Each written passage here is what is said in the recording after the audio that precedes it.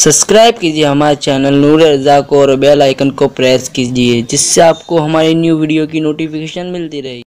हमारे लिए अल्लाह के नबी सल्लल्लाहु अलैहि वसल्लम ने एक ज़ाब्ता अता फरमाया, एक उसूल अता फरमाया, एक अजीम जो है वो तरीका अता फरमाया कि लोगों तुम जो है अल्लाह तबारक व ताला के बंदों के साथ हुस्न सुलूक करो, तुम अल्लाह ताला के बंदों के साथ रहमत का बर्ताव करो। आप नहीं देखते मुसलमान की पहचान जो थी वो रहम से थी, मुसलमान की पहचान इंसानियत से थी। जब गरनाता की सरजमीन पर मुसलमानों का ये हाल हुआ कि ईसाइयों ने कब्जा किया और कब्जा करने के बाद फिर ये हुआ कि मुसलमानों को कत्ल कर दिया जाए, तो उस वक्त उलमा ने फतवा दिया कि मुसलमान जो है जान बचाने के लिए अपने चेहरे से दाढ़ी निकाल ले और अपने कपड़े इस्लामी उतार दे और ईसाइयों के कपड़े पहनकर भेष बदल बदल कर गरनाता से निकल जाए, जान बचेगी। उसके बाद तुम लोग जो है अपने चेहरे पे फिर दाढ़ियां रख लेना, इस्लामी लिबास फिर पहन लेना। ये कैफियत हुई। अल्लाह अकबर। इन हालात में मुसलमान भेष बदल बदल कर, दाढ़ी निकाल कर, कपड़े ईसाइयों की तरह पहनकर निकल कर जान बचाकर भागने लगे। ईसाइयों को जब खबर हुई कि मुसलमान भेष बदल करके भागता है तो उन्होंने कहा कि इन्हें पकड़े कैसे। तो उनका एक बूढ़ा पादरी था, उसने कहा एक काम करो कि किसी इंसान के हाथ पैर काट कर उसको डाल दो जमीन पर तड़पने के लिए, जो उससे हमदर्दी करेगा वही मुसलमान होगा। डाल दिया और वो पानी पानी चिल्लाता रहा। जब वो पानी पानी चिल्ला रहा था, अल्लाह अकबर, उस वक्त तो लोग गुजर रहे थे, जा रहे थे रास्ते से, कोई रुकता नहीं था, देखकर भी निकल जाते थे। एक जवान खूबसूरत, देखने में किसी ईसाई घराने का, बहुत बड़े ईसाई घराने का मालूम होता था, वो आगे बढ़ता फिर पीछे, आगे बढ़ता फिर पीछे, गोया किसी ने उसके पैर में जंजीर डाल दियो। आखिर ना चाहते हुए भी वो वहां गया और कटे हुए आदमी के पास कहता है क्या बात है। उसने कहा पानी चाहिए। वो लौटा, पानी ला करके दिया, उसको पकड़ लिया गया। उसने कहा भाई मुझे क्यों पकड़ते हो? तो कहा तेरा होलिया तो ईसाइयों जैसा है लेकिन है तो मुसलमान।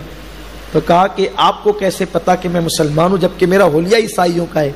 जब तहकीक की गई तो पता चला कि वो मुसलमान ही था। तो लोगों ने पूछा कि ये कैसे पता चला कि मुसलमान है? तो बताया गया कि रहमतुल्लिल आलमीन की उम्मत में रहमत का जौहर जरूर होगा अगर उसके पास ईमान है तो। मोमिन बेमुरव्वत नहीं हो सकता, मोमिन बेमुरव्वती नहीं कर सकता। मेरे प्यारे आका सल्लल्लाहु अलैहि वसल्लम के प्यारे दीवानों, एक जमाने में अपनी पहचान ये थी, एक जमाने में अपनी फिक्र ये थी, एक जमाने में अपना तरीका ये था, लेकिन आज हमारी पहचान क्या बन गई? जो लोगों से लड़ता फिर रहा हो। आप नहीं देखते बड़ी बड़ी दाढ़ियां रखकर दाइश इराक में कितना तूफान मचा रहा है? आप देखें जरा कि इस तरीके से, इस अंदाज से अगर ये नेट पर, टीवी चैनलों पर, अखबारात में ये खबरें कि मुसलमान को ज़िबा कर रहा है, तो इस इस्लाम को कौन कबूल करेगा? इस इस्लाम को कौन कबूल करेगा? इस्लाम ये नहीं है जो दाइश दिखा रहे हैं, इस्लाम वो है जो फतेह मक्का के दिन मेरे मुस्तफा ने दिखाया था। पागल मजनू कहने वाले सामने खड़े हैं, वतन से निकालने वाले सामने खड़े हैं और मेरे सरकार के आगे हाथ बांध के खड़े। और कोई सोचता है कि आज तो मक्के में खून की नदियां बह जाएगी, लेकिन कुर्बान जाए मेरे रसूल पर, मेरे मुस्तफ़ा सल्लल्लाहु अलैहि वसल्लम उन मुजरिमों से पूछते हैं। कोई ऐसी कोर्ट भी आपने देखी है? कोई ऐसी अदालत और अदलिया भी आपने देखी है? कोई ऐसा जज और जस्टिस भी आपने देखा है जो मुजरिम से पूछे बता तेरी सजा क्या है? मेरे सरकार के सामने वो है जो जानी दुश्मन है और मेरे आका सल्लल्लाहु अलैहि वसल्लम उनसे पूछते हैं बताओ मैं तुम्हें क्या सजा दूं? वो कांप रहे हैं कि आज तो मोहम्मद फातेह बनकर के आए, मुस्तफा फातेह बनकर के आए हैं, क्या होगा, क्या होगा, क्या होगा, क्या होगा? अल्लाह अकबर। मेरे प्यारे आका सल्लल्लाहु अलैहि वसल्लम के प्यारे दीवानों, फिर क्या था? फिर क्या था?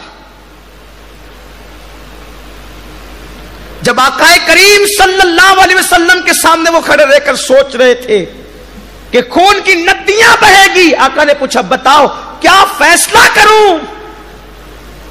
तुम्हारे लिए انہوں نے کہا آپ کریم ابن کریم ہیں، آپ سے خیر کی امید ہے۔ سرکار نے فرمایا لا تثریب علیکم اليوم، جاؤ آج تم پر کوئی مواخذہ نہیں ہے، میں نے تم سب کو معاف کر دی۔ تو کسی کو حقیر مت سمجھو، کوئی حقیر نہیں۔ ممکن ہے کہ جس کو آپ حقیر سمجھ رہے ہو اللہ کی بارگاہ میں اس کا مرتبہ بہت بلند ہے۔ تو وہ موچی کو لوگ حقیر سمجھتے ہیں، جوتا سلنے والے۔ تو فرشتے کہہ رہے تھے کہ کسی کا حج قبول نہیں ہوا، لیکن بغداد میں فلاں موچی چپل سلنے والا رہتا ہے، اس کے صدقے میں اللہ نے سب کے حج کو قبول کر لیا، فی نفسی سب کا رد کیا اور اس کا قبول کر لیا اس کے صدقے، اور اللہ نے اس کو 5 لاکھ حج کا ثواب عطا فرمایا۔ پھر کسی فرشتے نے کہا لیکن کمال یہ ہے کہ وہ حج کو آیا ہی نہیں، جو نہیں آیا اس کے صدقے قبول ہوا، جو آئے ان کا رد ہوا، جو نہیں آیا اس کے صدقے قبول ہوا، اور اس کو 5 لاکھ حج کا ثواب ملا۔ عبداللہ ابن مبارک اٹھے، جو بقیہ ارکان تھے ادا کیے، دیگر سارے معاملات سے گزرے اور جلدی سے جلدی بغداد پہنچے۔ رہتے تھے بغداد میں۔ اب ایک بہت بڑا آدمی جو بغداد کا امام ہو، مقتدی ہو، پیشوا ہو، قائد ہو، اور ایک موچی جو چپل جوتے سلتا ہو، تو جب اس کے گھر وہ اتنا بڑا بغیر بلائے چلا جائے تو پھر کیا کہنے۔ وہ چلے گئے، سلام کیا، اس نے کہا کہ آپ عبداللہ ابن مبارک، دنیا آپ کو ملنے کے لیے آ رہی، آپ یہاں کیسے چلے آئے؟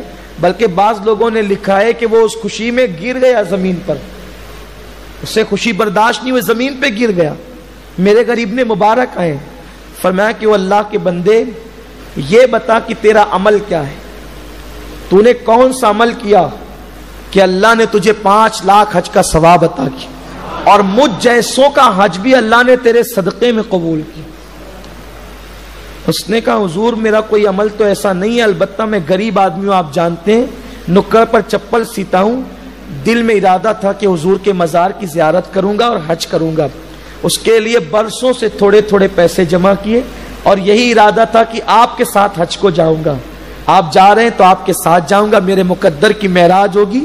اور قافلے کی تاریخ جب آئی تو اس سے 1 دن پہلے میں رات دیر گئے جاگ رہا تھا، سامان باندھ رہا تھا اور تیاری کر رہا تھا، میرے پڑوس سے گوشت کے بھوندنے کی بو آئی، تو میری بیوی نے کہا کہ بھوک لگتی ہے اور کتنی خوشبو آ رہی ہے گوشت کی، تھوڑا سا ذرا بازو سے مانگ کر لائیں میں کھا لوں۔ تو میں گیا تو پڑوس پر دستک دی تو پوچھا بھائی گوشت بھون رہے ہو، ذرا میری بیوی کو خوشبو اچھی لگ رہی ہے تو تھوڑی سے کچھ 1-2 بوٹی دے دو تاکہ وہ کھا لے۔ پڑوسی نے کہا بھائی یہ کھانا تیرے لیے حلال نہیں ہے، ہمارے لیے حلال، جا تو ہم تجھے نہیں دیں گے۔ کہا یہ کیا بات ہوئی، کلمہ تم بھی پڑھتے ہو، کلمہ ہم بھی پڑھتے ہیں، مسلمان تم بھی ہو، مسلمان ہم بھی ہیں، پھر یہ کیا کہ ہمارے لیے حرام ہے تیرے لیے حلال؟ تو کہا کہ دیکھیے کئی دن سے میں اور میرے بچے بھوکے ہیں، اب جان جانے کے قریب لگتی ہے، اب برداشت نہیں ہوتا، تو میری بیٹی نے جو مرغی کچرے کی کنڈی پہ مری ہوئی مردار پڑی تھی وہ لے کر کے آئی ہے، اور اب اسی کے پر وغیرہ چھیل کر کے اس کو بنا کر کے ہم کھانے کی تیاری میں ہیں۔ تو چونکہ مردار جان بچانے کے لیے اس کی رخصت اور اجازت ہے، اور تمہارا پیٹ بھرا ہے تم کھا رہے ہو، تو اس لیے ہم تمہیں نہیں دے سکتے، ہمارے لیے حلال ہے تمہارے لیے نہیں۔ تو وہ موچی کہتا ہے کہ میں نے کہا کہ وہ حج بھی کیا حج ہے کہ میرا پڑوسی مردار کھائے اور میں حج کو جاؤں؟ تو وہ پوری رقم اٹھا کر حضور میری حج کی میں نے اپنے پڑوسی کو دے دیا، بھائی کو نہیں، بھتیجوں کو نہیں، بھانجوں کو نہیں، اپنے پڑوسی کو دے دیا۔ اور بس شاید اللہ کو یہی ادا پسند آ گئی کہ اللہ تعالیٰ نے مجھے 5 لاکھ حج کا ثواب عطا فرمایا۔ مسلمانوں بتائیں نا کہ یہ چیزیں صرف پڑھنے کی ہے، گزر جانے کی ہے، صرف سن کر کے نعرے لگانے کی ہے، اس پر ہمارا عمل کب ہوگا؟ ہمارے پڑوس میں بے شمار بچیاں ہیں جن کو رشتے نہیں آتے، ہم نے کبھی ان کی فکر کی؟ کتنی بچیاں ہیں جو شادی کے لیے رک کر کے پڑی ہے، کبھی ہم نے ان کے لیے کوئی منصوبہ بنایا؟ ہم اور ہمارا کاروبار، بس ہم اور ہمارے بچے، یہ فکر کب تک رہے گی؟ اسی لیے دنیا میں آئے تھے۔ اسی لیے دنیا میں آئے. دین تو یہ ہے کہ ایک جنگ کے موقع پر ایک مجاہد زمین پر گرا تڑپ رہا ہے, ایک بچی پانی کا مشکیزہ لے کر اس کے منہ کے قریب پہنچی اور پلانا چاہتی تھی کہ دوسرا مسلمان اس کے قریب گرا اور اس نے پانی پانی چلایا, تو اس مسلمان نے کہا بیٹی مجھ سے زیادہ پیاس میرے اس بھائی کو ہے, جا پہلے اس کو پلا پھر مجھے پلانا. وہ بچی وہاں لے کر کے پہنچی تو تیسرا گرا, اس نے پانی پانی چلایا, تو دوسرے نے کہا بچی مجھے نہیں, میرے پہلے اس بھائی کو پلا دے پھر مجھے پلانا. اس طرح 4 یا 7 لوگوں تک وہ پہنچی, 7ویں اور 4تھے تک پہنچی تو وہ جان دے چکے تھے. جب پلٹ کر کے آئی تو سب شہادت کا جام نوش فرما چکے تھے. ایک دوسرے مومن کے لیے جان تک دے دی. اور ہمارا حال یہ خود غرضی کب تک؟ دعا کرتے تو اپنے لیے, اپنے کاروبار کے لیے, کبھی دوسروں کو بھی یاد کیا, کبھی دوسروں کو اٹھانے کی کوشش بھی کی. امت ہے نا امت, یہ امت کہاں ہے؟ اب تو خود غرض ہو گئے, بس خود کی فکر ہے, خود کی تمنا ہے. حضور پوری امت کی فکر کرے اور امتی پوری امت کی فکر نہیں کرتا. آقا فرماتے ہیں جو اس حال میں صبح کرے کہ میری امت کے لیے کوئی کام نہ کرے فلیس منا, وہ میری سوسائٹی کا ممبر ہی نہیں ہے. اللہ نے ہمیں بہت بڑے مقصد کے لیے پیدا کیا, ہماری ذمہ داریاں بہت. جہاں اپنے بچوں کے ایجوکیشن کے لیے ہم پلان بناتے ہیں, اپنے بچے کو MD بناتے ہو تو کم سے کم کسی غریب کے بچے کو بھی تھوڑا بہت پڑھانے کا پلان بناؤ. اور اللہ کے بندوں کو اٹھاؤ گے تو تم پیچھے نہیں رہو گے, اللہ تمہیں بھی اٹھائے گا. دوسروں کو اٹھاؤ گے تو اللہ تمہیں بھی اٹھائے گا. لیکن یہاں حال یہ ہے کہ وہ جو اسلامی فکر تھی وہ ختم ہو گئی. مدینہ منورہ سے جو میرے رسول نے فکر دی تھی وہ ختم ہوئی, انگریزوں کی فکر آ گئی. بس ہم اور ہم, صرف ہم, مارکیٹ میں بھی ہم, اقتدار میں بھی ہم, کرسی پر بھی ہم, نرم گدوں پر بھی ہم, حسن میں بھی ہم, عقل میں بھی ہم. یہ کیا؟ یہ تو انگریزوں کی فکر ہے, اسلامی فکر نہیں ہے. حضور امیر سنی دعوت اسلامی سے آپ نے بھی سنا ہوگا کہ وہ مدینہ منورہ گئے تو وہاں حضور مفتی اعظم کے خلیفہ سے ملاقات ہوئی, مرزا عبدالشکور بیگ صاحب سے. مرزا عبدالشکور بیگ سے انہوں نے کہا کہ آپ برسوں سے آتے, ہر سال جاتے تھے. وہ کہتے تھے, شعر ہے ان کا, میں جھوٹ نہ بولوں گا ملا کے ڈرانے سے, جاتا ہوں مدینے میں حج کے بہانے سے, راتیں بھی مدینے کی باتیں بھی. یہ نعت بھی انہی کی لکھی ہوئی ہے, مرزا عبدالشکور بیگ صاحب رحمۃ اللہ علیہ. تو مرزا صاحب سے حضور امیر سنی دعوت اسلامی نے کہا کہ مدینے کا کوئی واقعہ بتائیں, مدینہ منورہ کی کوئی بات بتائیں. تو انہوں نے بتایا کہ میں دکان پر بیٹھا تھا, مدینہ شریف میں دکان پر بیٹھا تھا, تو میں نے دیکھا کہ کچھ لوگ کسٹمر آئے اور دکاندار سے انہوں نے کپڑا پوچھا, کوالٹی. تو انہوں نے کپڑا بتایا, بھاؤ بھی طے ہو گیا, سب طے ہو گیا, اور انہوں نے کہا اتنے میٹر چاہیے. تو اس دکاندار نے کہا ایک کام کرو, یہ بازو کی دکان سے لے لو. کہا طے آپ کے یہاں ہوا ہے, وہاں کیوں بیچتے ہو؟ کہا یہی کوالٹی یہی بھاؤ آپ بازو سے لے لیں, وہاں مل جائے گا. تو کہا آپ کیوں نہیں دیتے؟ کہا الحمدللہ صبح سے لے کر اب تک میرا اتنا دھندا ہو چکا ہے کہ میں اپنے بچوں کے لیے لے جا سکتا ہوں. صبح سے دیکھ رہا ہوں بازو والے کا کچھ نہیں بکا ہے, ایک کام کرو وہاں چلے جاؤ گے تو وہ بھی شام کو جاتے جاتے اپنے بچوں کے لیے کچھ نہ کچھ لے کر کے جائے. یہ اسلامی فکر ہے. میرے آقا نے فرمایا اگر غریبوں کے محلے میں رہتے ہو تو چھلکے والے پھل چھپا کر لایا کرو اور اس کو کھا کر چھپا کر پھینک دیا کرو. اگر پڑوسی کو نہیں دے سکتے تو چھپا کر کے اسے دور پھینکا کرو, کیونکہ اگر تمہارے گھر کے آنگن میں پھل کے چھلکے غریب کا بچہ دیکھے گا اور اپنے ماں باپ سے مطالبہ کرے گا, ان کا دل دکھے گا, تو اللہ کی بارگاہ میں جواب تم کو دینا ہوگا. پیسے آپ کے ہیں, رقم آپ کی ہے, پھل آپ کا ہے, لایا آپ نے ہے, کھایا آپ نے ہے. پھل کے چھلکوں سے اگر غریب پڑوسی کا دل دکھے تو اللہ تم سے سوال کرے گا. تو ہم تو اللہ اکبر کہاں ہے کہاں؟ سنی دعوت اسلامی صرف نماز کی بات نہیں کرتی, ہم نمازی بھی بنانا چاہتے ہیں اور مصطفی کردار بھی عطا کرنا چاہتے ہیں, یہ مکمل دین عطا کرنا چاہتے ہیں. میرے پیارے آقا علیہ السلام کے پیارے دیوانوں, خدا را خیال کرو. بس اختتام پر جاتے ہوئے عرض کروں, یہ جو آپ لوگ نماز پڑھتے ہیں, ہم نماز پڑھتے ہیں, نماز کے بعد ایک سنت امام ادا کرتا ہے. کیا سنت ادا کرتا ہے؟ کبھی غور کیا آپ نے؟ توجہ آپ کی غور کیا کبھی آپ؟ امام صاحب جیسی فرض نماز کا سلام پھیرتے ہیں, دائیں گھوم جانا یا بائیں گھوم جانا یہ میرے آقا کی سنت ہے. یا امام دائیں گھوم جائے یا ایسا کیوں ہے؟ برسوں سے دیکھ رہے ہو، کبھی غور کیا ایسا کیوں ہے؟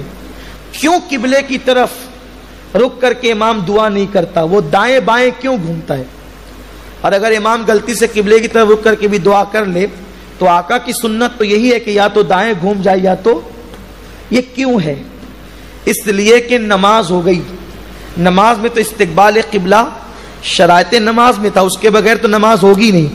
اب نماز ہو چکی ہے تو امام ہو کر بھی وہ مومنوں کی طرف پیٹ نہ کرے۔